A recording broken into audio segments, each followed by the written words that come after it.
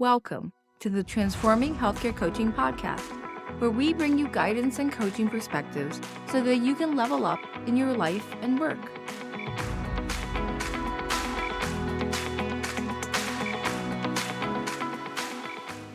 At Transforming Healthcare Coaching, we believe that everyone in healthcare deserves a coach, and that together we transform healthcare one person at a time.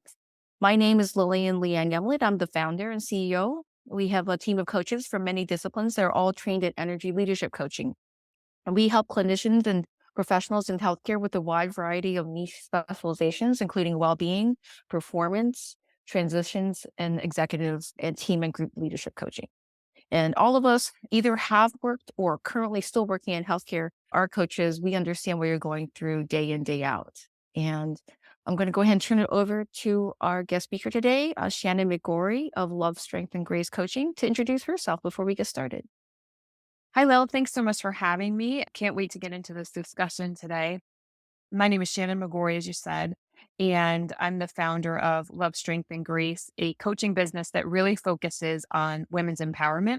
I see time and time again the challenge that my clients have, which is trying to navigate her personal circumstances when she's in the thick of it, whether it's emotionally, logistically, physically, professionally. It's the idea of seeing the forest from the trees. And so, what we really try to do is tap into her female genius. We all know the best thing for our lives. We just don't know that we know it. And so, the opportunity a coach provides is to peel back those layers and really help us gain clarity on what it is that we desire in our life and how to move towards that. That's so awesome. So I was actually going to ask you, what is up with the title, the activating your female genius? What does that even mean to you? Yeah. So for me, it's really the idea and the concept that we all have this incredible desire, strength, power inside of us. And I like to use the analogy of an onion. We're like an onion, and all these layers we accumulate as we go throughout our life. And some of them are really joyful, some of them we choose, some of them get brought upon us, whether it's getting married and having a family or taking on a promotion or a new role or the community. And sometimes that can leave us a little bit scattered, a little bit all over the place, and without that strong navigating light that we once had. So, my idea of activating this female genius is to peel back those layers, to get back to the core of who we are and really be able to light up our space in the world. Because I feel like when we're good as a person, our families are stronger, our relationships are better, our workplace thrives differently. And so it's really getting back in touch with that which has been inside of us and activating that sense of self. I love that. I think it's so hard when you're juggling so many balls to realize what is the core and what's the most deepest strength and shining inside of who we actually are, especially as women juggling so many different things. Curious, you've watched in pre-pandemic, during the pandemic, there's been definitely some trends year to year, I would say, in women who come to the coaching space. What are you seeing in your work currently with clients? Yep. A great question. And there's definitely something that stands out. It's the woman who is ready for something to be different. She answers the question. She used to answer the question when someone would ask her, like, how are you? It used to be fine.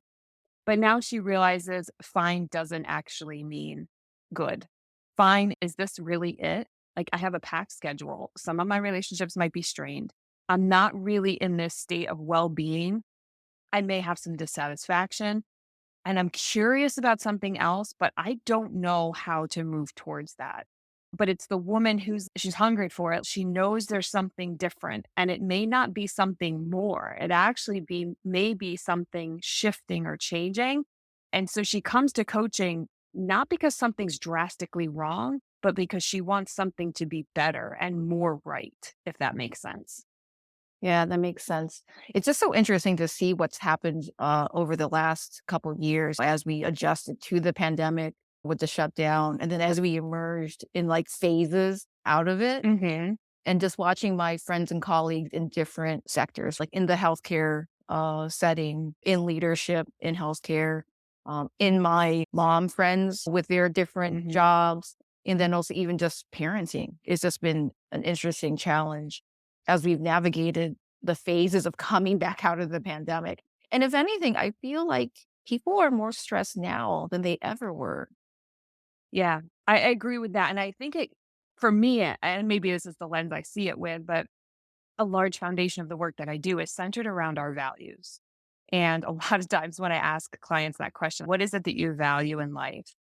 It's a bit of a mic drop moment because we're most accustomed to being asked, what do you do for a living? Are you married? Do you have children? Where do you live? Where'd you go to school? Not a lot of people ask us, what do you value in life? What is it that makes you tick? What drives you?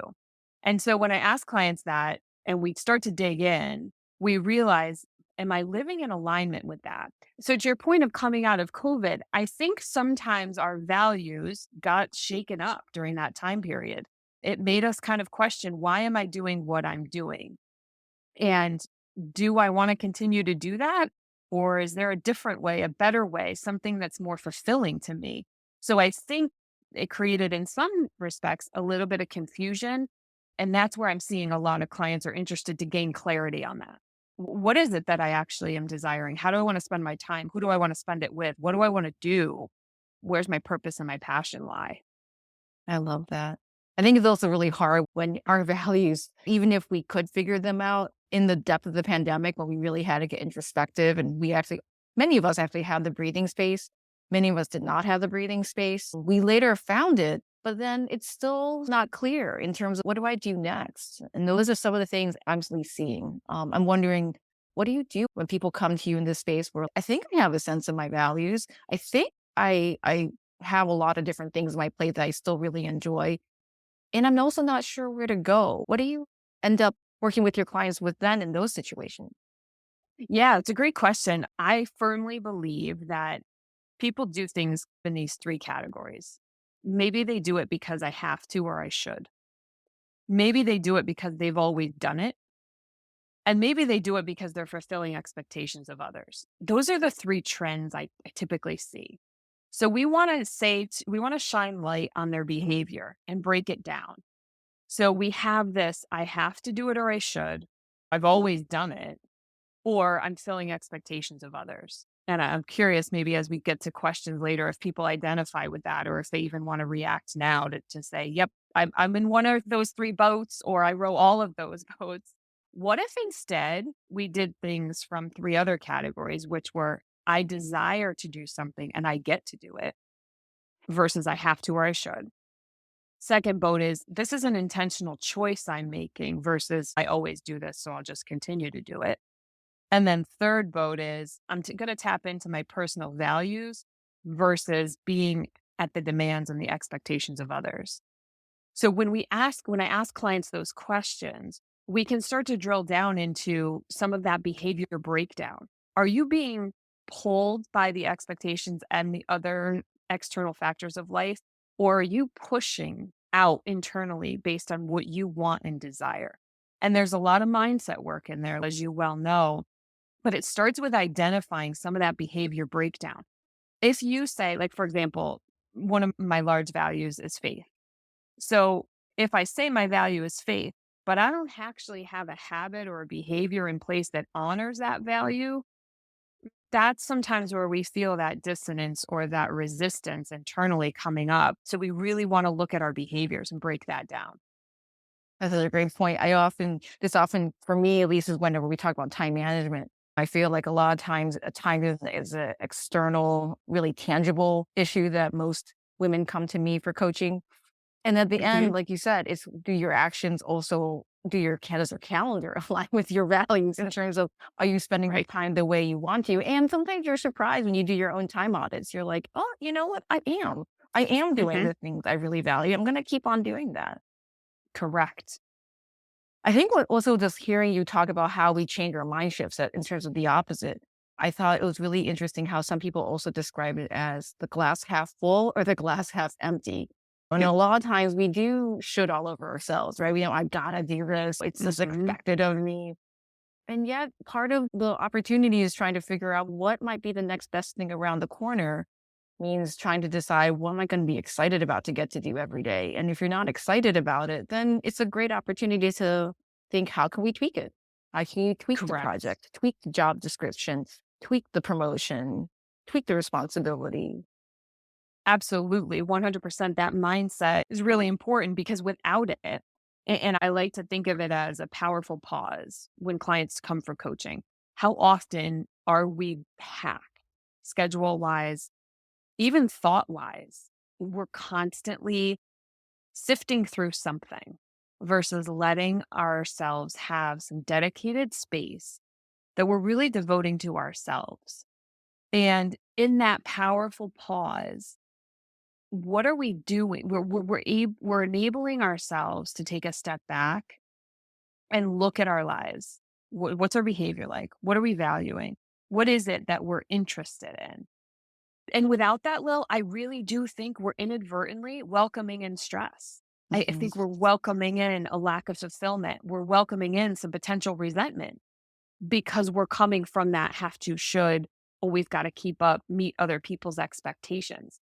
So it can be a really powerful space when we allow ourselves just to sit with it for a little bit, be still, and really address what's going on for us. Yes. I think you and I have always had this conversation too, that when the stress gets greater, the pauses Yeah. have to get bigger. Yes. And so I think for sometimes in the beginning, I tell people just start small, just start 5 minutes. And then as things get bigger in terms of the big promotions, your big medical event, move across the country, things you don't want to have happen to you, that's when the pauses have to get bigger sometimes to be able to clear your mind and reset, recenter, and figure out what the next right thing to do is.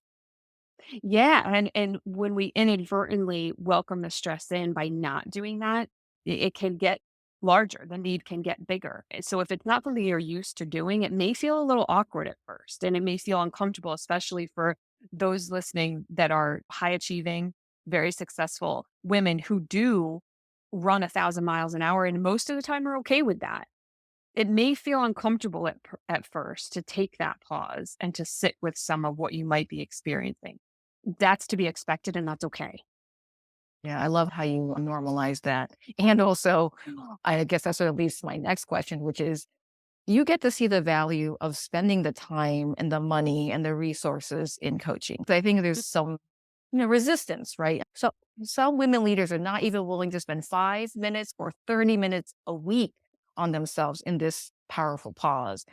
What would you say the values of spending the time and money and resources in actually a coaching relationship? Absolutely. I think that it can be equated to, if we're thinking of it as a spend, right, of time or money, it's not a depreciating spend. It's a lasting, deep investment in yourself. So think about the things you do spend on, you are okay with. Maybe it's some version of taking care of yourself, whether it's the gym or getting your nails done or going to a service of some sort or connecting with a friend. Where are you getting lasting investment from the things that you're doing? The things that I've experienced with clients when they do take this time out, if it's reactions like, why didn't I do this sooner? Everybody should know about coaching. And it's somewhat still new. And if you haven't experienced it, it's hard to understand the value of it. It's almost one of those things that it's, oh, gosh, where has this been my whole life? Is the reaction that many people experience. But we are hesitant because it's different. We're hesitant because sometimes it can be seen as selfish because it seems like a luxury. And really, I feel more like it's necessary. Listen, most of us go to the dentist twice a year, most of us get an annual checkup. Why are we not checking in on our well being of thought, of action, of mindset, of desire? I just, not to sound kind of cheesy, but life is too precious to just let it sift through our fingers like sand. I just think it's such a powerful opportunity. Yeah, no, that's great. I think it's really funny. The same thing happened to me as well when I also, found coaching to find my coach. What people also should know is that every coach came to coaching because of their coach and the transformation that they ended up having. And then we all eventually went to school to become a coach.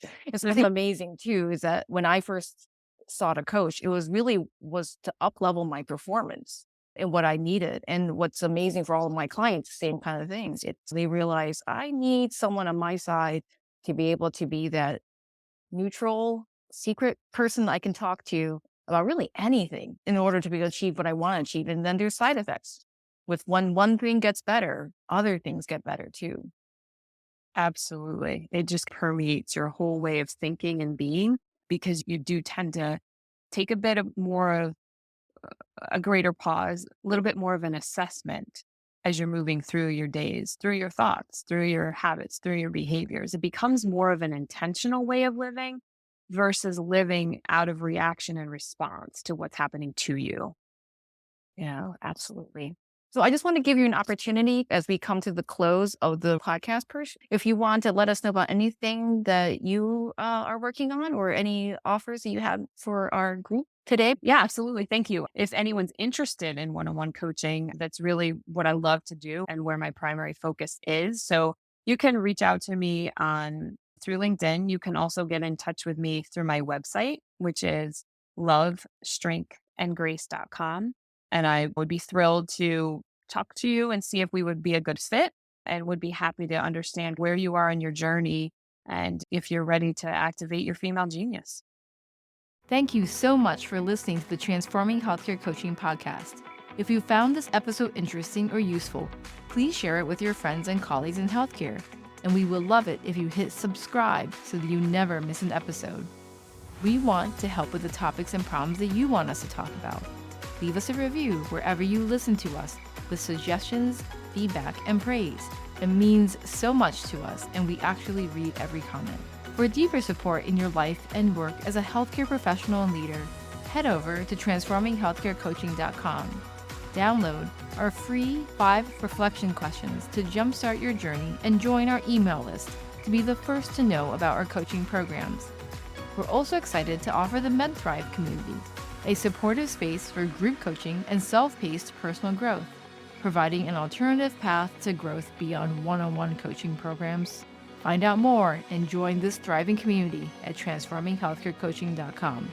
Together, we can transform healthcare one person at a time.